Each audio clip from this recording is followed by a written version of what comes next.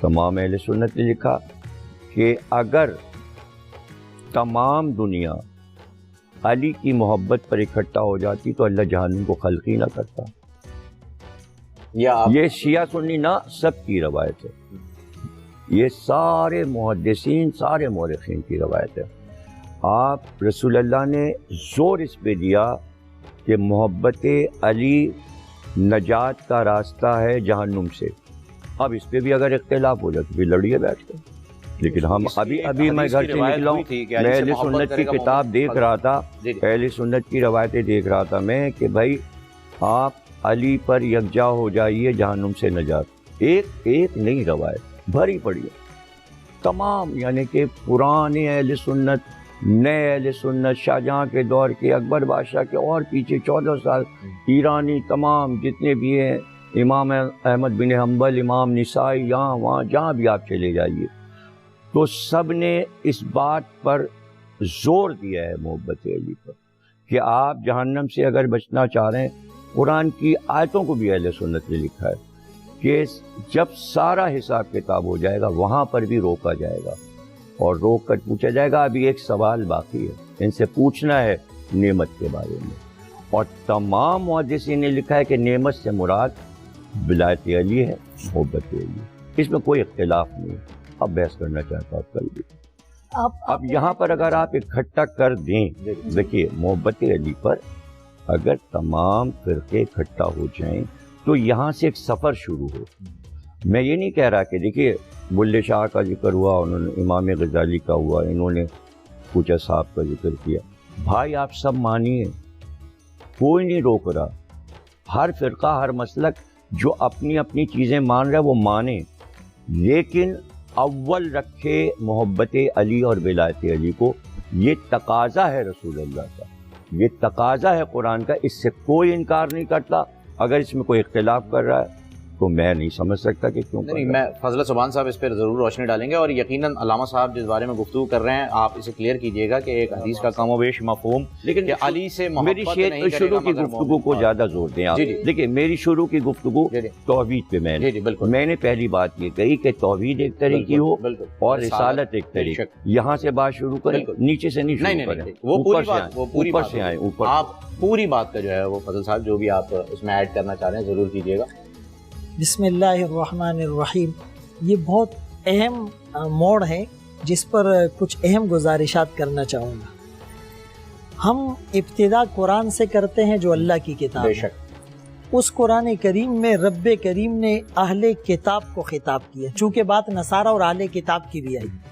یا اہل الکتاب لا تغلو فی دینکم غیر الحق. اے اہل کتاب اپنے دین میں غلو نہ کرو. غلو مینز کہ آپ محبت میں آگے بڑھ جائیں، یہ بھی غلو ہے. آپ کسی کے بغض اور عداوت میں آگے بڑھ جائیں، یہ بھی غلو ہے. کیا بات. فرمائے غیر الحق، ناحق طریقے پر. وَلَا تَتَّبِعُوا أَهْوَاءَ قَوْمٍ قَدْ ضَلُّوا مِنْ قَبْلُ. اور ان کے خواہشات کی اتباع اور پیروی نہ کرو جو خود بھی گمراہ ہوئے اوروں کو بھی گمراہ کیا. رسول اللہ صلی اللہ علیہ وسلم نے اپنے بارے میں، اب رسالت پہ آ رہا ہوں، اپنے بارے میں فرمایا کہ میری تعریف میں اتنا مبالغہ نہ کرنا جیسے عیسائیوں نے کیا. عیسیٰ ابن مریم کو خدا بنایا. ان اللہ ثالث ثلاثہ کا کانسیپٹ کہا، جہنم میں جا کے گرے. اب اس کے بعد ہم آتے ہیں شان علی رضی اللہ تعالیٰ عنہ پر. حضرت علی رضی اللہ تعالیٰ عنہ کے بارے میں ایک روایت جو بہت کم سننے اور بیان میں آتی ہے، وہ روایت یہ ہے رسول اللہ صلی اللہ علیہ وسلم نے حضرت علی رضی اللہ تعالیٰ عنہ کو فرمایا، اے علی تمہارے بارے میں لوگ دو گروہوں میں تقسیم ہو جائیں گے. بے شک. تمہاری وجہ سے دو گروہ جہنم میں جائیں گے. ایک گروہ تمہاری محبت میں اتنا غلو کرے گا کہ تمہیں الوہیت کے منصب تک پہنچا دے گا، اور دوسرا گروہ تمہارے بغض اور عداوت میں اتنا آگے جائے گا.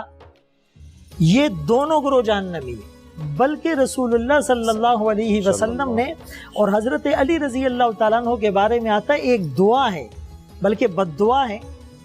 فرمایا اللہم لعن، اے اللہ اس پر لعنت ہو جو میری محبت میں غلو کرے، اور اس پر بھی لعنت ہو جو میرے بغض اور عداوت میں حد سے آگے بڑھ جائے.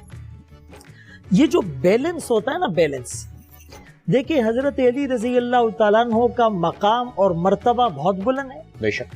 حضرت عمر رضی اللہ تعالیٰ عنہ کے بارے میں تو ہم یہ سنتے ہیں، حدیث میں آتا ہے لو کان بعدی نبی لکان عمر، میرے بعد نبی ہوتا تو عمر ہوتا رضی اللہ تعالیٰ عنہ.